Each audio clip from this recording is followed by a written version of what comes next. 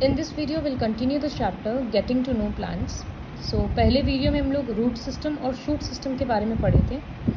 इसमें हम लोग ज़्यादा डिटेल्स में लीफ और फ्लावर के बारे में पढ़ेंगे. सो लीफ हम लोगों को पता है ग्रीन पोर्शन होता है प्लांट का which is responsible for photosynthesis.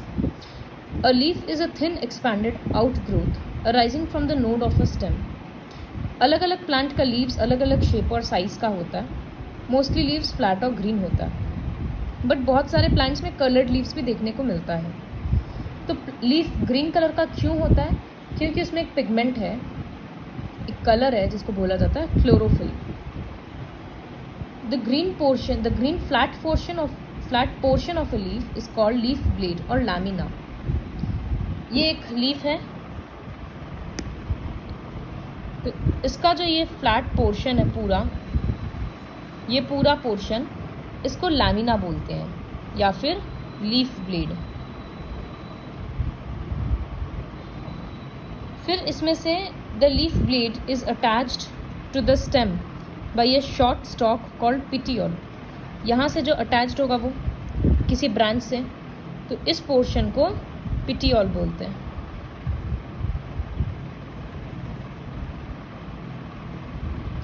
उसके बाद the petiole continues in the leaf as the mid rib. ये जो बीचों बीच ये पिटियोल कंटिन्यू होता है, पूरा बीचों बीच का एक वेन बन जाता है, इसको बोला जाता है मिड रिब. ये मिड रिब बाद में और फर्दर डिवाइड हो जाता है. इस तरह से भी डिवाइड होता है.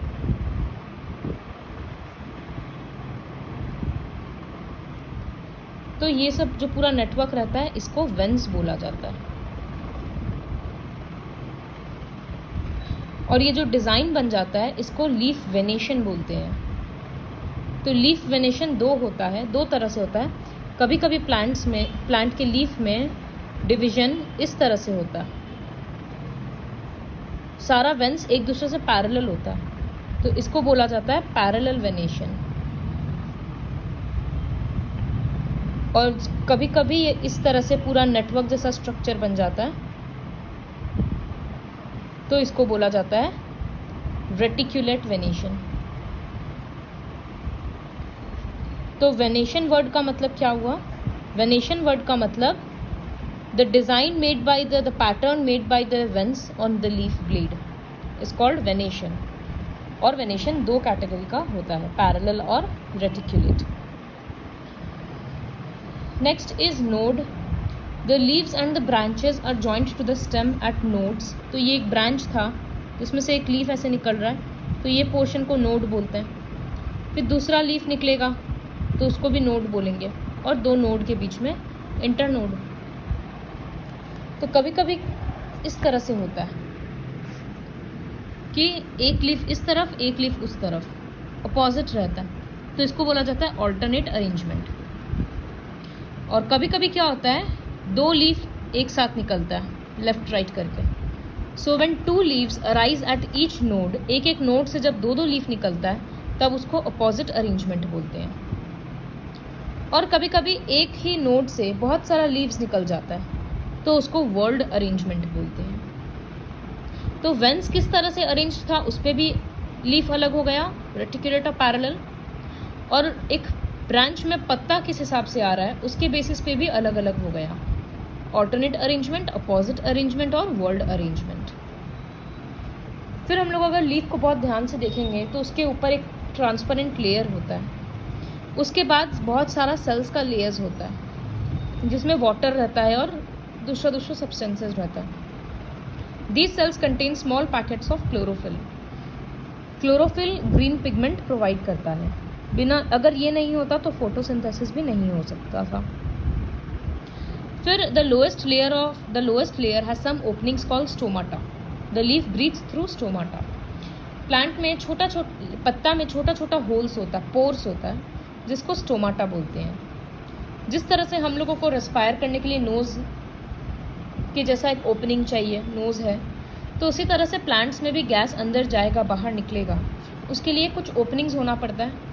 उसी ओपनिंग को स्टोमाटा बोला जाता है. सो स्टोमाटा किस में हेल्प करता है? गैसेस एक्सचेंज करने में हेल्प करता है. लेकिन सिर्फ इतना ही नहीं, प्लांट्स में जो एक्सेस वाटर होता है वो भी एवापोरेट होता है in the form of water vapour. तो वो एक्सेस वाटर वेपर को भी रिलीज करने के लिए स्टोमाटा का हेल्प चाहिए होता है। सो स्टोमाटा का दो फंक्शन होता है, एक होता है गैसेस एक्सचेंज करना और दूसरा होता है it helps in transpiration. So what is transpiration? The process of losing water by leaves is called transpiration. To show that plants lose water through leaves, ये दिखाना है कि प्लांट भी वाटर को, मतलब प्लांट से भी वाटर वेपर निकलता है। तो इस तरह से एक डाली को, एक ब्रांच को पॉलीथीन से कवर कर दिया गया। तो बाद में हम लोग देखेंगे कि पूरे पॉलीथीन में वाटर ड्रॉपलेट्स हो गया, अंदर में पानी का ड्रॉपलेट्स आ गया। तो ये प्लास्टिक के अंदर कैसे आएगा? बाहर से तो कोई डाल नहीं सकता। तो इसका मतलब प्लांट से रिलीज हो रहा है। तो इस एक्टिविटी से समझ में आता है कि प्लांट्स रिलीजेस वाटर वेपर्स। तो लीफ का क्या क्या फंक्शन है? पहला तो फंक्शन फोटोसिंथेसिस, इसीलिए इसको किचन ऑफ द प्लांट भी बोला जाता है। दूसरा होता है ट्रांसपीरेशन, एक्सेस पानी जो आ गया प्लांट में उसको भी हटाना रहेगा। और तीसरा होता है रेस्पिरेशन। रात में जब प्लांट फोटोसिंथेसिस नहीं कर रहा होता है तो प्लांट्स भी ह्यूमन बींग्स के जैसे ऑक्सीजन इनहेल करता है, अंदर लेता है, और कार्बन डाइऑक्साइड बाहर छोड़ता है। तो रात में प्लांट्स को रेस्पिरेशन के लिए भी लीफ चाहिए। फिर जिस तरह से रूट्स और स्टेम्स मॉडिफाइड होकर अलग अलग काम कर रहा था, उसी तरह से लीव्स भी मॉडिफाई होकर अलग अलग काम करता है। Such leaves are called modified leaves. तो क्या अलग अलग काम है? The modified leaves reduce loss of water such as in desert plants. Cactus में क्या होता है? लीफ के बदले थॉर्न होता है। तो पत्ता नहीं रहेगा तो स्टोमाटा नहीं रहेगा, तो जिसके वजह से मतलब पूरा खुला हुआ पत्ता रहने से स्टोमाटा बहुत रहेगा, तो वाटर वेपर बहुत लॉस हो जाएगा। डेजर्ट में तो पानी का ऐसे भी कमी है, तो वहाँ पर इसलिए लीफ नहीं होकर थॉर्न्स होता है, ताकि स्टोमाटा के कारण वाटर वेपर का लॉस ना हो। फिर किसी किसी में मॉडिफाइड लीव्स प्लांट्स को प्रोटेक्ट भी करता है। अब जैसे कांटा है कैक्टस में, तो उसको कोई एनिमल खाता नहीं है, तो उसको प्रोटेक्शन भी मिल गया। कभी कभी लीव्स क्लाइंब करने में भी हेल्प करता है, जैसे पी प्लांट में, मटर में इस तरह से टेंड्रिल्स जैसा पतला पतला सा गोल गोल घुमा हुआ सा निकल जाता है, तो ये प्लांट को ऊपर राइज करने में हेल्प करता है। सो दे प्रोवाइड सपोर्ट, किसी भी चीज़ के ऊपर वो घूम जाता है। ऐसे एक स्टेम रहेगा तो वो टेंड्रिल्स के हेल्प से पी प्लांट वहाँ पर घूम के खड़ा रह जाएगा। So these are the various modifications of leaves. Now the next topic is flowers and fruits. Flowers plant का एक बहुत ब्यूटीफुल पार्ट है, different different colour, shape, size में आता है, इंसेक्ट्स को अट्रैक्ट करता है ये। तो एक फ्लावर का स्ट्रक्चर अगर हम लोग डिटेल्स में देखेंगे तो पहला पार्ट है sepals, the outer most green leafy structure. जब एक थोड़ा खिला हुआ फ्लावर रहता है या एक फ्लावर तोड़ के देखेंगे तो नीचे में ग्रीन लीफ जैसा रहता है, फिर ऊपर से पत्ता निकलता है, मतलब प्लांट वो पेटल्स निकलता है। तो ये जो ग्रीन पोर्शन है इसको बोला जाता है सेपल्स। जब वो फ्लावर एक बर्ड स्टेज में रहता है, जब एक कली रहता है, वो खिला नहीं है, तब सेपल्स उसको प्रोटेक्ट करता है। फिर जो पूरा कलरफुल एक एक पत्ता है उसको बोला जाता है पेटल्स। उसमें फ्रेगनेंस होता है, स्मेल होता है, अच्छा कलर होता है, जिसकी वजह से इंसेक्ट्स आकर उस पर बैठता है और पॉलिनेशन करने में हेल्प करता है। Third part of the flower is stamen. Many little stocks with swollen tops around the center of the flower are called stamens. तो stamens बेसिकली फ्लावर का मेल रिप्रोडक्टिव पार्ट है। किस तरह से होता है? इस तरह से लंबा लंबा स्टॉक होता है और पतला होता है ये, और यहाँ पर स्वोलन पार्ट होता है। तो इसको लंबा लंबा जो होता है इसको बोला जाता है फिलामेंट, और ये जो स्वोलन पोर्शन है इसको बोला जाता है एंथर। तो एंथर में क्या होता है? इस तरह से पॉलिन ग्रेन्स होता है। तो ये पॉलिन ग्रेन्स जब दूसरे फीमेल पार्ट पे बैठता है तब जाकर रिप्रोडक्शन होगा, वो एक दूसरा प्रोसेस है, बाद में बताएंगे। सो इस तरह से एक प्लांट में अलग अलग और भी होता है,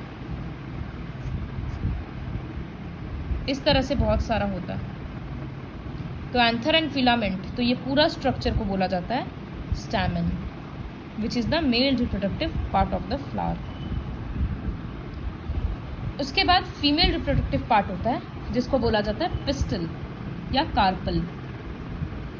तो वो उसका 3 पार्ट होता है, एक ऊपर का स्वोलन टिप, फिर ये लंबा स्टॉक और उसके बाद नीचे का, और ऊपर का एक्चुअली स्टिकी रहता है और नीचे का स्वोलन।